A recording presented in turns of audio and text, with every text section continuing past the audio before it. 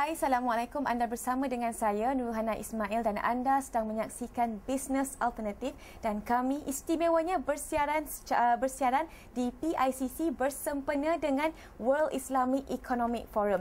Dan sebentar tadi saya telah pun mengikuti satu talk yang cukup istimewa daripada seorang tetamu yang cukup istimewa. Beliau adalah OKU, seorang OKU penglihatan dari UK. Beliau ini seorang cukup dinamik kerana beliau ini bukan sahaja seorang pengarah, dia seorang pelakon dan juga seorang usahawan, dan juga banyak mengusahakan perkara-perkara menarik di seluruh dunia. Beliau adalah tak lain tak bukan iaitu Mr. Amar Latif. Mr. Amar Latif, thank you for being with us. Can I shake hand with you? Oh, yes. It's an honor. It's an honor. All right, Mr. Amar Latif. Okay, there's a lot of obstacles in life, and one of them could be physical obstacles. Now you have physical disability, but despite the physical disability, you can't see and you're blind, but I believe you have done more than most of us have done. You actually travel around the world. You have your own company. How did you do that? How do you define obstacles? Obstacles? I can't see any obstacles. No, I mean, obviously there are obstacles in our life, and I think it's important to realise that, you know, life is short, and because I'm blind, I can't see anything. So I always think that I've got nothing to lose. So I push myself, I take challenges, I take risks, and I think that's what makes me sort of, you know, strive forward.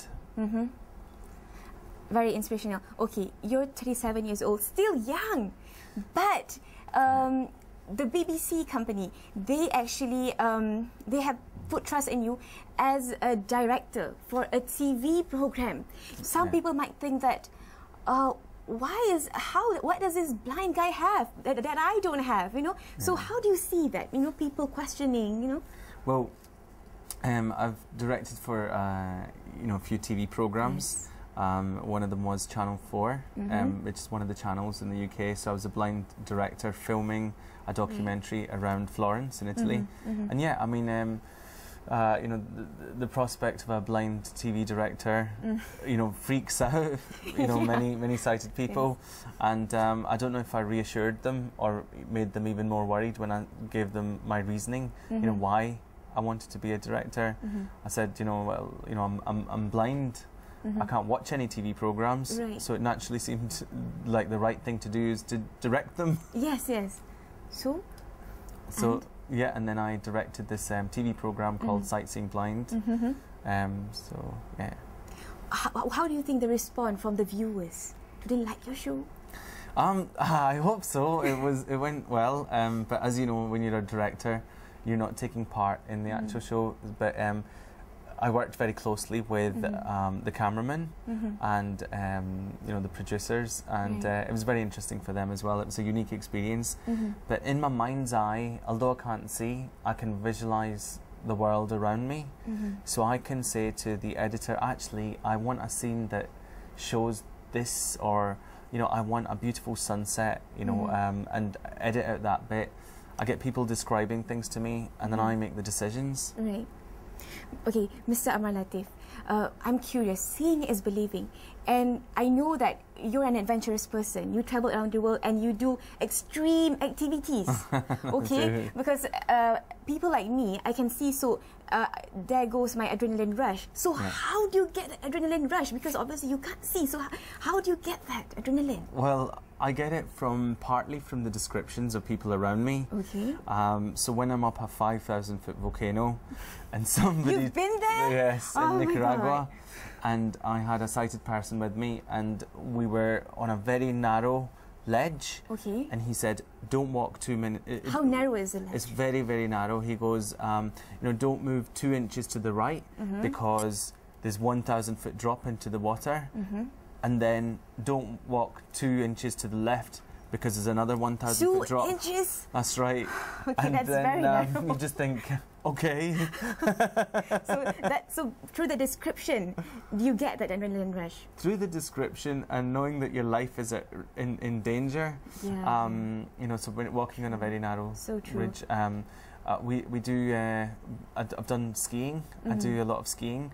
And so you get the rush when you know, a sighted traveller saying, look, okay, it's a very narrow path, just keep going left, keep going right, you know, and you just get that rush. Or when you're walking with lions, or when you're canoeing in the Zambezi River, and someone says to you, look, I don't want you to be worried, but there's a crocodile just right next to your boat.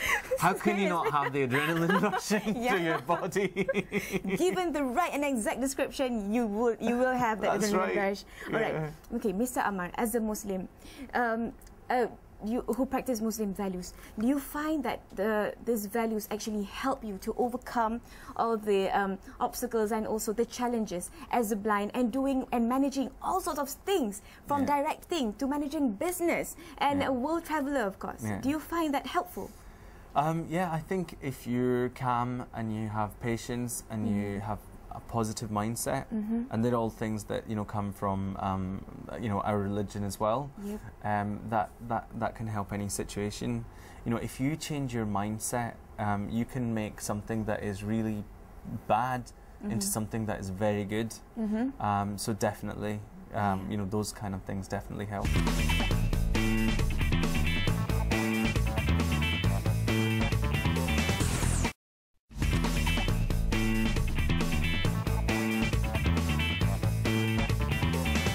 Bertemu kembali di Bisnes Alternatif dan saya bersama dengan Mr. Amar Latif, seorang OKU penglihatan yang cukup memberikan inspirasi buat saya, dan saya percaya untuk anda juga yang berada di rumah. Baiklah, alright, Mr. Amar Latif, now you formed a travel eye company. It's a travelling company which assists the blind? That's right. It's called Traveleyes. All right. Traveleyes. Yeah.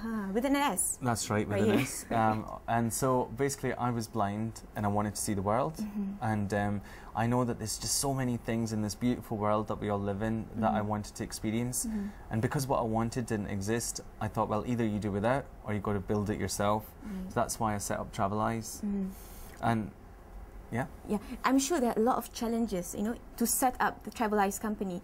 How do you handle it, and how do you manage to find the niche, you know, not just to the blind but also to the rest of the to your future customers as well? Yeah, I mean, there are for the customers. Yeah, there are huge challenges when you're setting up any business, and some different ones if you can't see. You know, like you've got a staff and you want to know whether they are working hard. So you could be walking in there, they'll be saying, yes, we're working really hard, but they could be playing computer games. But you find a way around it. How do you manage that? Well, I have a very good staff. You know, my staff are really hard working, and I trust them so much. I think that's the main important thing. If you've got a good set of people working for you, and you come across obstacles. I mean, I didn't know much about IT, but then you find people who are good at things, and you employ them, and then they help you along. But in terms of how it works, we take equal numbers of blind people and equal numbers of sighted people, and we take them on holiday. And if you can see, you pay half price to come on the trip. Wow. So a blind person pays the full price. That's okay, because I'm blind, I can charge them the full price. Whereas the normal ones? The sighted people, they pay half price. And each day, like for example, if you came with us, Hannah, each day we'll partner you with a different blind person. And as you're walking down the street, like in Malaysia or in Thailand, you'll describe to your blind person what you can see. Oh, wow. That's interesting, because you, as a sighted person, you get to experience different kind of travelling with a blind person. That's right. I would like to experience that. Come. Where do you want to go? I'll take you. I don't know. Somewhere, do you want to come to Cuba? Adventurous. Somewhere adventurous. Let's take you. I know where I'm going to take you. Okay, where? I'm going to take you to Southern Africa, and I'm going to take you walking with lions. Okay? No, not lions. Yes, because we are going to hold on to the tail of this lion cub. And because if you're blind, you know, how will you know what a lion looks like? Their roar scares me. So we've got to touch it. Even their roar scares me. Okay, all right. Now let's talk. Okay, this is more serious question. Okay.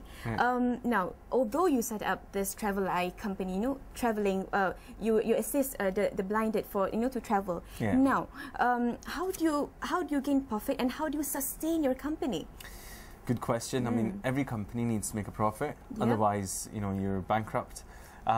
It works really well. I mean, we're a small, dynamic company, so we negotiate very carefully and hard with our suppliers. We get best prices. We charge our blind travellers, the full price, which they're happy to pay. The sighted travellers pay half price, and it works. I mean, our holidays fill. People tell their friends what a great time they've had, and then they come on our holidays. So, profit-wise, we're doing really well. And the model's working, and we're going on to set up other travel companies now as well. Oh, okay. What kind of company?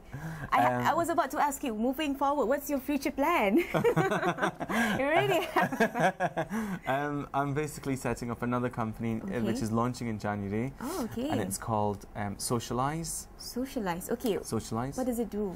Basically, Socialise does similar things to Traveleyes, but without the blind travellers.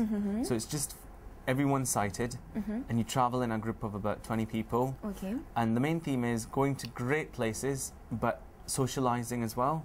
So if you're a couple, or if you're single on your own, or family members, you can come with us, be part of a group, and enjoy a great experience on holiday and get to meet so many people that you wouldn't normally meet.